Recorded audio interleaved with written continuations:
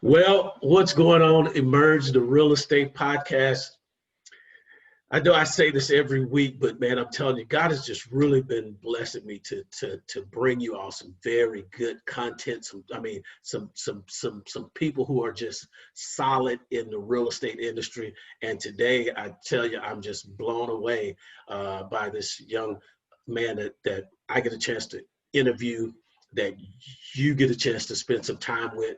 I'm going to tell you, I know I say this every week, but man, I'm just excited to have this guest on the show. And so before we go any further, I want to first tell you that this broadcast of Emerge, the Real Estate Podcast, is brought to you by Victory Capital. And Victory Capital exists for one reason and one reason only, and that is to connect investors to the capital that they need to fund their projects. And so check them out at Victory Capital, VIKTORY, victorycapital.com. All right. So without any further ado, I'm going to introduce, and then I'm going to let him tell you, because, man, when Brandon sent me his resume, my jaw just dropped. I'm like, man, this dude is the real deal. So Brandon has he has an MBA, and he also has a Master's of Science in real estate.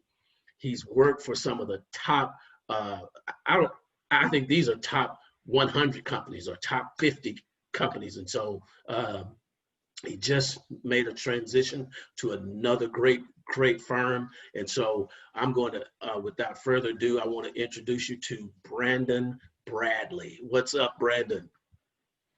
Hey, what's going on, Aleem? I thank you, and I appreciate you reaching out and asking me to be on your podcast. I'm excited about it. I'm excited about the real estate industry as always.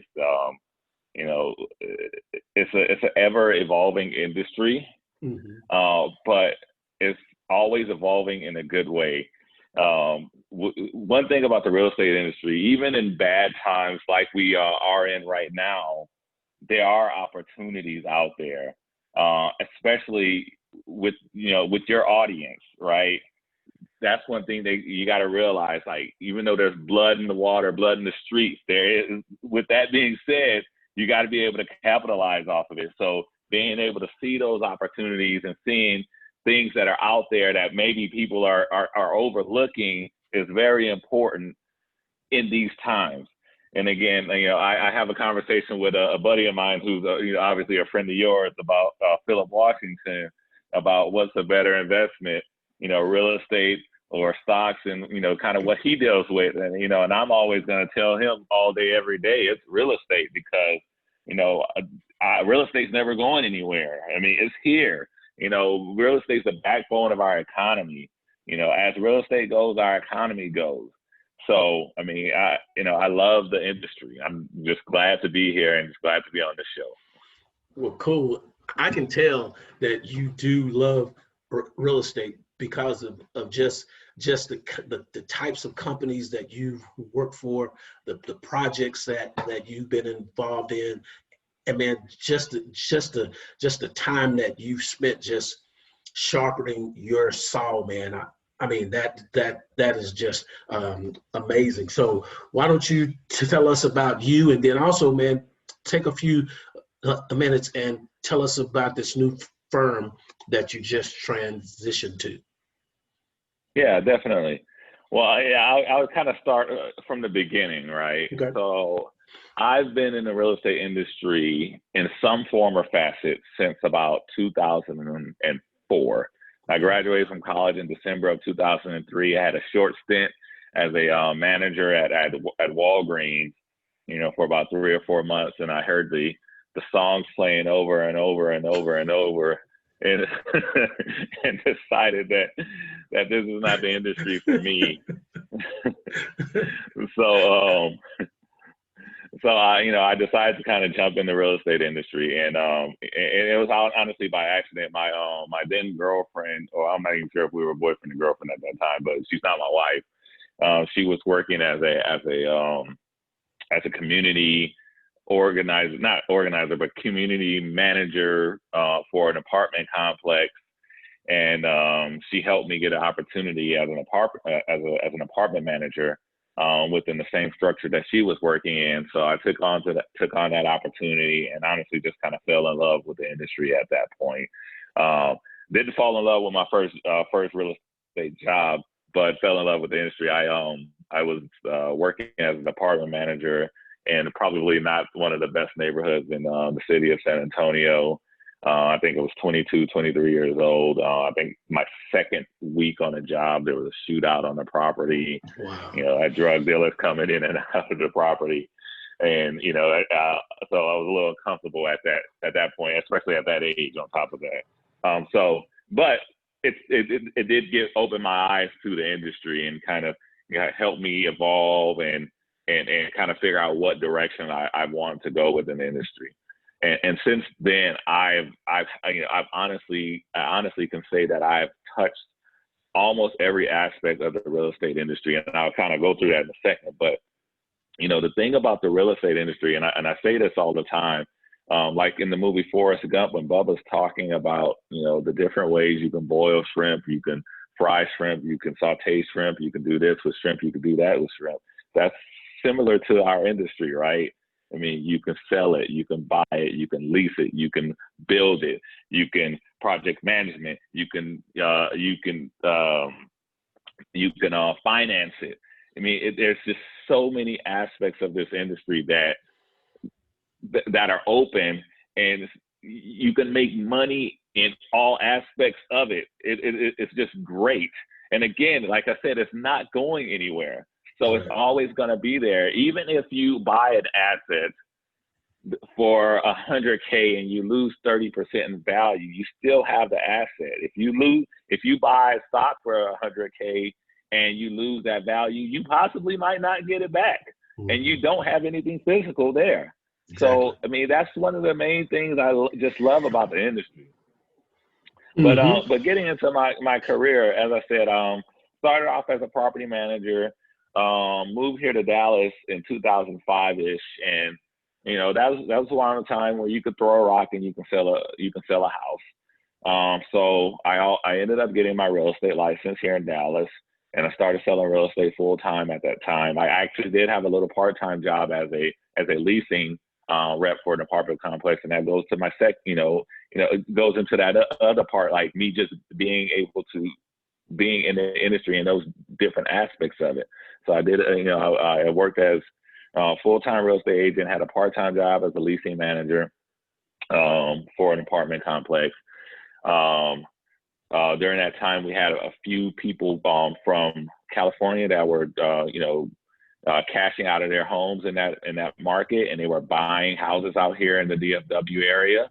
So a friend of mine who was helping sell those houses, we decided to start a property management firm out in the Crowley area. We had a development out there, and me and my partner at the time managed 30 plus units during that time with Bradco property management. As with everything, good things come to an end. And in 2008, as we all saw, the market crash, our business went down, and we had to figure out a way to transition, or I had to figure out a way to transition my career. I actually thought about getting out of the real estate industry at the time. I ended up going back to school and achieving my MBA. Was considering a career in human resources. Took one master's course for about a week and a half in the human resources, and decided, this isn't for me. I'm not nice enough for that for this industry. So I decided to stick with what I was with my current path, and started a master's in real estate program, dual program at UTA with my MBA. And I'll tell you this, coming from being a residential real estate agent to going through that master's program showed me I didn't know anything about the real estate industry. Wow. I mean, I did not have the residential real estate industry is, it's about relationships. if you can develop relationships, or you can get people to like you and things of that nature, you can sell houses, if you have, the least bit of knowledge. Mm-hmm. But when you start to transition into the commercial side, it takes a little bit of, like, as you said, the sharper saw. And that's what my Master's of Real Estate program did for me. It helped me sharpen my saw and give me those extra aspects of the real estate industry that I did not know and did not understand. When you're talking about development, when you're talking about rent rolls, understanding, financial Excel models, Argus models, and things of that nature.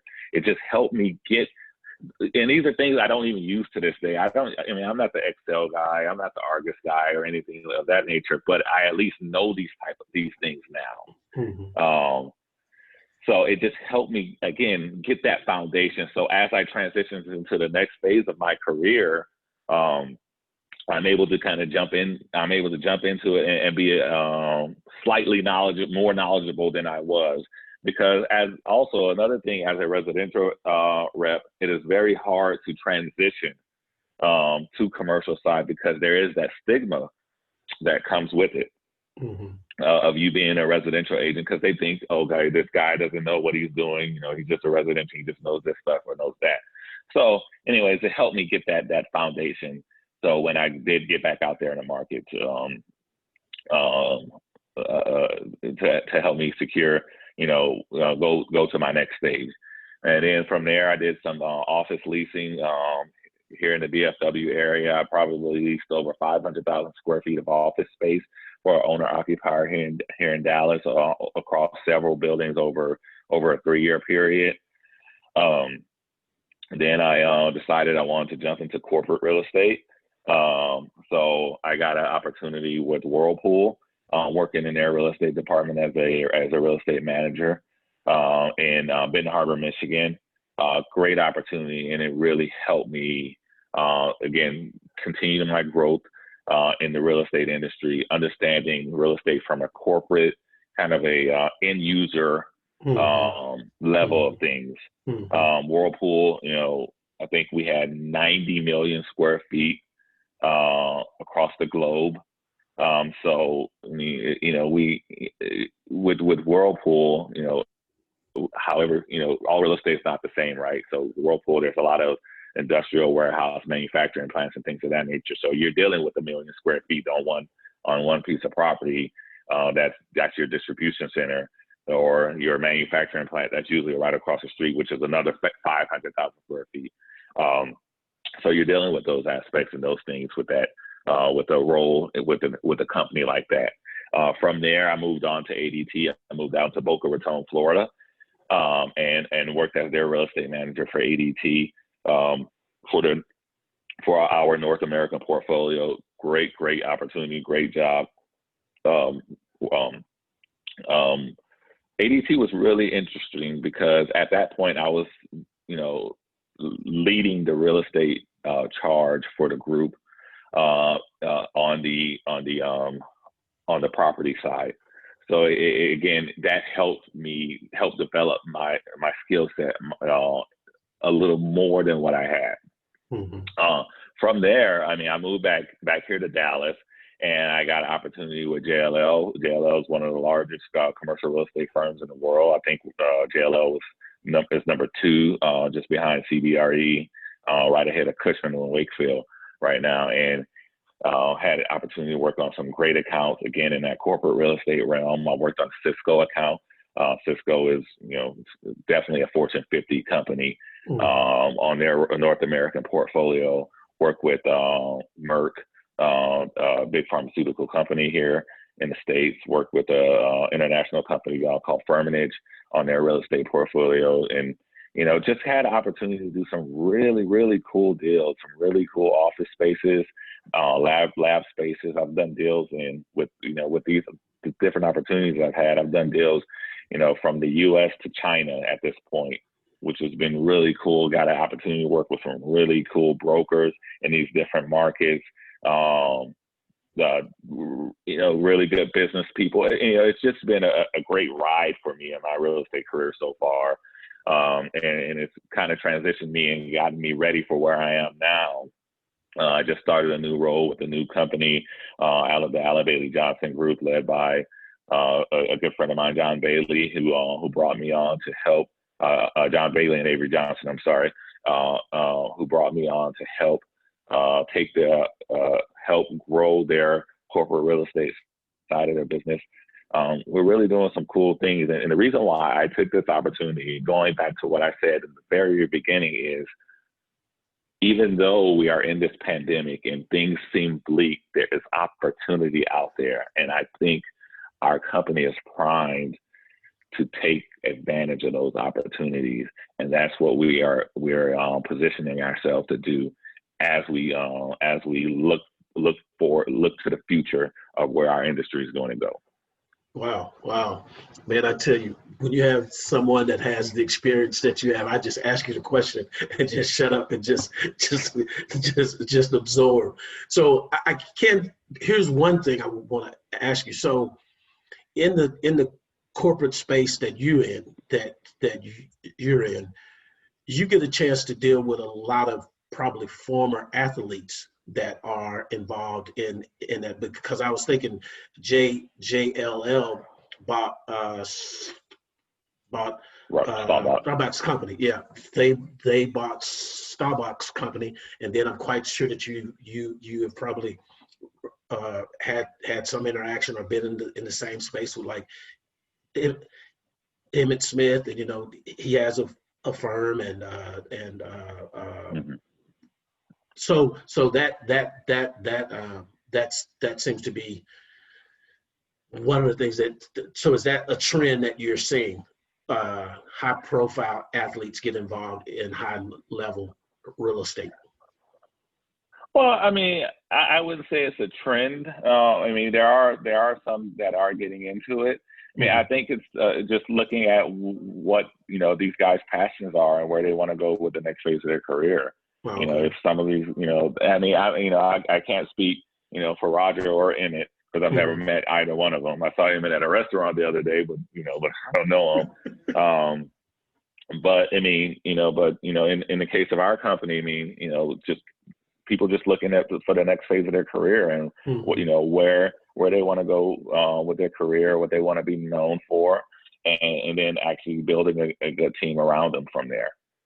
That's awesome. Yeah, I would. Awesome. But in addition, I mean, I would love for a lot more athletes to jump into it, especially a lot more African American athletes to jump into our industry, because it's again, as I praised about our industry earlier. I mean, there's so many opportunities in here, and our country was built upon the wealth of land, built upon land wealth and property wealth. So. Getting into this industry and understanding and knowing what you're doing and things of that nature is very important. So when they just getting that opportunity, getting the team, a good team around you as you are getting into it is very important. Okay, great. So looking at your vast background and some of the transactions and things that you've been involved in, one of the things that really jumped out at me was you must be great at negotiations. And so how important is sharpening and honing your negotiation skills in corporate real estate? Just I mean, and not just in corporate, but just in any phase of it. Yes. Yeah, no, I think that's a very important question. I mean, negotiations is the backbone of how we get deals done. And I think the main thing that we have to take in consideration is the amount of leverage that you have, right? And understanding that leverage. Because one of the things you realize with real estate, and I'll just talk from an investment standpoint, is you make money on the beginning. I mean, on the purchase of a property, right? Right. So when you are looking to purchase a property, you got to make sure that you have all the knowledge and everything in place that you need before going into that deal, and understanding what you know about this property, what you know about this market, and understanding that leverage that you have there. What leverage can you pull here to potentially get the price down, or to get the seller to pay for this or get the seller to pay for that. Making sure that you understand all the aspects of the business. Of the deal, of the market, of the property, which goes into your due diligence aspect of it, right? Making sure you do your correct due diligence on it, because a deal's not done. A deal is not closed until it's signed, sealed, and delivered, right? Exactly. So never being afraid to kind of go back and ask those questions. And again, because here's the thing, there's no take backs, right? You don't want to forget something and not get into, and then you have buyer's remorse about a piece of property or a lease you've done or whatever the case may be, because you didn't do your due diligence properly, and then you didn't ask for what you want, because that's another important aspect of it. Having your leverage in place, having your knowledge in place, and then asking for what you want in there. The worst thing that people can say is no, right? And if you offend someone, for example, I'm doing a deal in Kansas City, Missouri right now, and I sent in an RFP, and I told my boss the other day, I said, I'm going to kill these people on the rate already before we even started. And I sent the RFP to the broker, and I lowballed the heck out of them, right? And she messages me back like, we don't usually get offers like this. This is too low. Well, I'm like, well, this is what I'm just asking you a question. If you don't like it, feel free to counter back at what you think is appropriate, right? Because this is the position that I'm going to negotiate at. That's the position you're going to negotiate at now. So we started our dialogue now, right? The dialogue's going. Whether she was offended or not is irrelevant to me. But we already have dialogue going on this transaction now. So I'm not going to respond yet. I'm waiting until now. I'm doing a tour on Monday in Kansas City. I'm not going to respond until we get into that position and we understand, okay, this is the property we really want or we don't want, or whatever the case, and we want to use the other property for leverage. And I'll get into that because it's also about having options when you're looking at negotiation, and not being afraid to walk away. But after we go out and see this property, and because she came back at her list price, like, no, that's not going to happen. But I'm not about to argue with you right now, because that's not a fight that we need to have yet, right? Once we figure out, hey, if this is the property that we're going to go with, now I can start, okay, looking at my current boss has this thing called KSDs, which is knowledge, strategy, and execution, right? So I'm going to pull together what my knowledge is, right? And now I'm looking at, I've already started my strategy, right? And then now that's what I'm going to get into the execution of this thing. Right. So, it's just about making sure that you understand your strategy, you understand your leverage, and not being afraid, because it's business. No one should be offended. You shouldn't be scared of it. It is what it is. This is how deals get done. Wow. Now, don't get me wrong. You can. That strategy doesn't work all the time. Especially, these things don't work all the time, right? But because you also got to read your room too, right? And read the property. Read your room and read your counterpart on the other side, and read your clients. And you gotta, again, that goes to your knowledge aspect of it though. Just kind of understanding the full scope of where the deal is and what you're trying to accomplish. Going in with the end in mind and seeing where you are. I tried to go in with, I want to end up at $17 per square foot. So I'm going to start here, and this is where we're going to end up somewhere at. I recently did a financial analysis on how much we should pay for a property, right? And I came up with, something around almost $3.2 million. And I was like, this is our ideal buying price because of these factors here when you're looking at the market, right? And then lo and behold, I was able to achieve that ideal buying price by looking at by executing the strategy that I had put into place for that deal. But again, just on a case by case basis and understanding who you're working with, understanding the situation that this landlord's in or the seller's in. I mean, you go into a market like Houston, and Houston's getting killed on the real estate industry real estate industry now because the oil business is not as well doing as well, or just in general right now, the office space is getting, they're not getting killed as bad as as retail is, but office, some of these people are desperate, right? So they're going to be more willing to make a deal with you. So just making sure that you understand what you're going into, understanding what your leverage is and where your market is.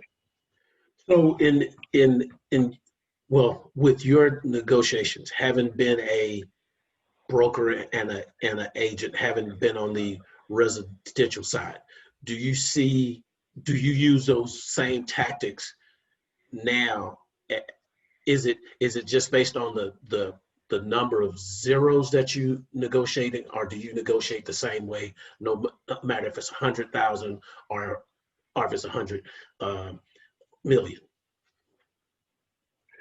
I would say that I use what I've learned from that going into what I do now. So I wouldn't say that I use all the same tactics. I use some of what I did there as a residential agent into what I do now, because again, all of it kind of bleeds into each other. There's just different buzzwords, different levers that you get to pull for the different types of property, different asset types.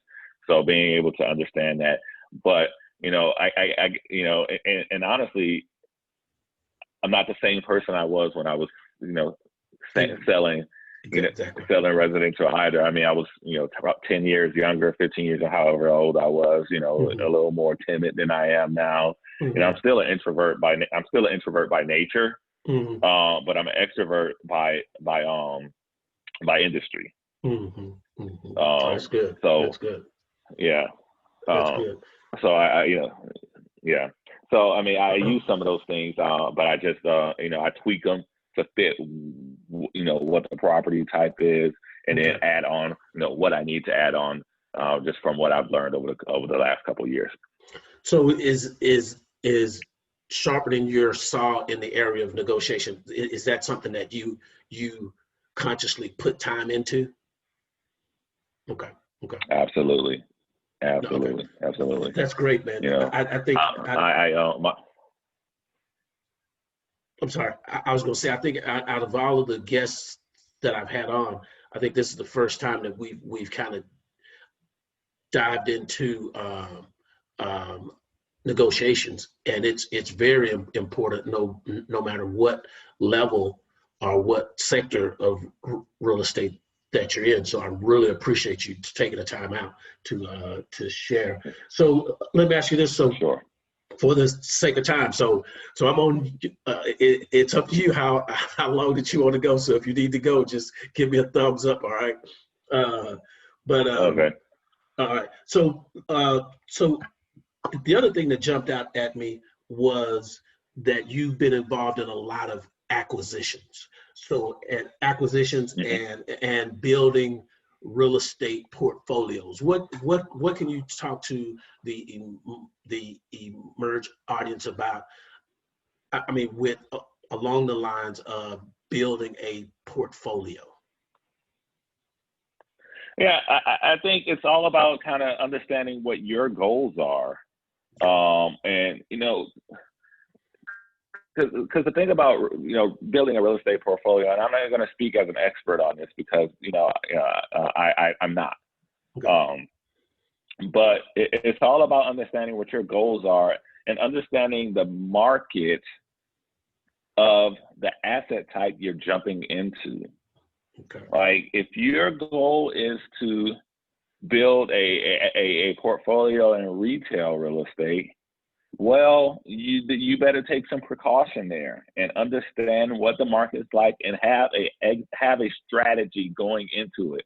Because if you don't have a strategy going into it, you are going to get killed. I mean, and honestly, I use retail I pick on retail because, you know, again, what they're going through. But that's something that you're going to jump in. You're going to need to understand what any type of asset that you're dealing with, whether you're dealing with retail, multifamily, office, flex buildings, single family homes. You need to understand that market, understand who your target tenants are, because, you know, no one's, you know, if you're buying as an investment, you need to understand the trends of your tenants. Whether they're residential tenants moving into your single family homes, your multifamily properties, whether they're small businesses, understanding or businesses just looking to get into office spaces. You need to understand their demographics, as best as possible, how much money they make, all of that stuff, because again, that's also going to play a big part into what, you know, your exit strategy is and how you move forward in putting together your portfolio, you know. And I think that's those should be kind of your main points in jumping into it. Figuring out, hey, where do I want to be? What kind of portfolio do I want? And then what type of people am I going to be working with on the back end? And even when you're working on selling a property, you need to understand what type of people you're going to be selling it to in the long run. You know, are you going to be selling it to, when you sell this property, is it going to go to another investor?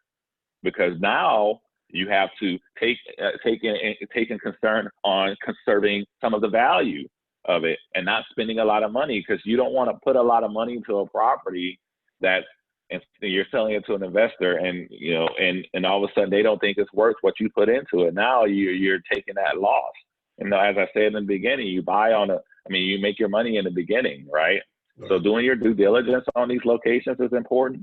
Understanding if there's any deferred maintenance on these locations, what kind of renovations or whatever you're gonna have to do going into it. You know, just, you know, understanding what class of property is it, class A, B, C, or D, or whatever the case may be. How, you know, what area is it in? What's the area doing?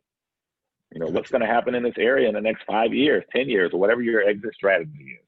Understanding all of that. Great. So, man, I am going to respect your time, because I told you I would, because I know that you are very busy. So I'm going to just wrap up here with a few rapid fire questions that I normally ask my guests. So this, I guess, is pre-COVID, but so if somebody's coming in town to spend some time with you, they're coming to see you, what's your favorite restaurant that you're going to take them to? Well, I mean, I'm still a Louisiana boy, even though some people are gonna claim I'm more of a Texan now. But I mean, I'm gonna take them to Papa Do's or something of that nature, and or to my mama's house, and you know, so they can get some real Cajun food. Okay. You know. All right, good deal. Yeah. And then, so what books are you currently reading? So I'm actually reading The 7 Habits of Highly Effective People again. And I've read it several times. But the other book that I'm reading right now is Never Split the Difference by Chris Voss. I seen that today. Have you heard? Yeah. Yeah, man, it's awesome, man. It's a really awesome book. He's talking about negotiating from a different aspect, even though a lot of the principles do apply. Mm-hmm.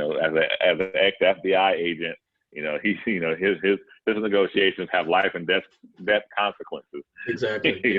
He can't afford to lose. So to never split the difference part for him is definitely key. Right. I don't necessarily say I totally agree with that Mm-hmm. in the real estate world, but you know, Mm-hmm. to each his own in their negotiation strategy. Mm-hmm. But overall, it's definitely a great book. Good, good deal. So it seems like we've kind of hovered around this idea of sharpening your skill around the negotiation. So for my audience, what's another good book that you would recommend on negotiations, if you can think of? Oh man, I'm not. Yeah, unfortunately, I can't think of nothing off the top of my head, so I apologize on that. Oh, that's fine. That's fine. And that was just a thought that just came to me. So, all right. So here's the final question, and I always like to end with this. So, what would Brandon today tell Brandon at 18 years of age? Brandon would tell Brandon at 18 the same thing he tells Brandon at today, which is shun not the struggle. You know, for it is God's gift. I mean, the struggle is part of the process. The process is part of the struggle. I mean, it's all one and the same. Things may seem, you know, when you're going through things in life that may be hard and may be difficult, you got to understand that it's all part of life, part of your growth, part of your maturation process, part of your, you know, it's just part of you know, becoming who you are and who you're going to be, the ever evolving portion of Brandon. You know, it's so that struggle is part of it. And don't get me wrong, I lose sight of it at times, that, you know, and get caught up in the struggle and forget that it is part of that process, you know. Mm-hmm. But that's what I would tell 18-year-old Brandon, is that the struggle is part of the process, and keep pushing. You're gonna make it. You know, there's gonna be light at the end of the tunnel. There always is, especially for people who are determined to make it. So just continue to push forward. The struggle's there; it's always gonna be there, and just push through it, and you're gonna be okay at the end of it. Oh man, I needed that for the week that I was having, because man, I'm I'm I'm like, man, I just don't, and I won't go into my story and all that, but man, this week I had to just like really, it was like, man, why am I doing all of this? And I went to visit someone else in the industry, and they just told me, they said, man, we look at probably 100 properties before we find one. I'm like, oh, okay, I'm good. I've only looked at 8, so I guess I guess I got some more to go. So, but just hearing that man, from you and from this other group, man, it's just really encouraging, because this industry can test your fortitude. It can test I mean, it can just test you all the way around. So I really appreciate that. So, man, I am not going to hold you, but man, thank you for the knowledge. So I don't know if do you want to make yourself available if somebody wants to reach out? Because I unlike other guests, I don't think you have any products or anything to sell or anything like that. So do you want to share some contact info or not? Absolutely, and I do have a product to sell. We have a real estate platform to sell. Okay. You know, you want to come lease space. You have some corporate real estate needs. You know, so and I know we're being respectful of time. So I'll just kind of go a little bit into kind of what corporate real estate is. You know, Okay. so corporate real estate is the aspect of helping businesses manage their real estate portfolio. Real estate is generally the third highest expense on a company's balance sheet or income statement, or whatever the case is, however you want to say it. It's usually that. A lot of small businesses or new and upcoming businesses that start growing, they don't have a real estate strategy. They don't understand that you can put things into place to help better manage the amount of space you have, better manage negotiating and getting deals, and that goes to the leverage aspect that I've been talking about already. You know, you can put these things in place to kind of to position yourself to not only maximize your real estate usage, but maximize your income and your expenses in that. And that's what we do. We work with companies who have a real estate portfolio, are looking to grow a real estate portfolio, looking at figuring out what their business needs are and how can we help adjust that to how can we help add real estate knowledge to marry with their business needs. My goal when I'm working with a company is to fully understand and fully be integrated with their business goals and needs.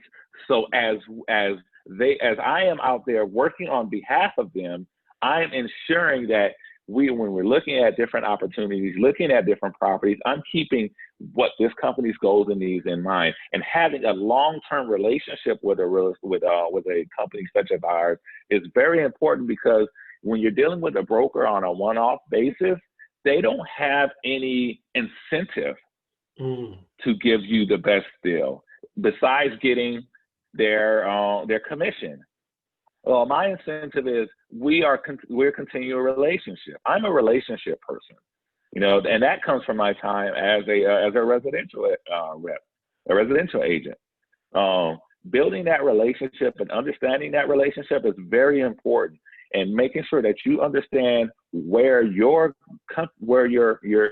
client's goals and needs are is, and again, not just on a one-off basis. I do a deal for you and I never talk to you again until you know 5 years down the road, 10 years down the road.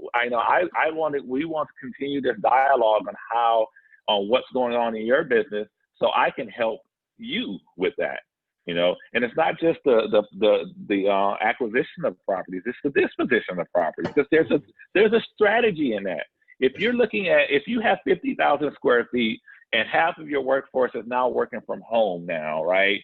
Or you decided to figure out what's the different type of, you know, your different work-life balance now, or your different working model now, and you're going to reduce space to 25,000 square feet. There's ways to go to that landlord and figure out, how can we shed off this 25,000 square feet, because we still got 10 years left on our lease, to maximize that. And that's what I'm here to do, because I already understand what your goals as a company is, where your goals as a company are.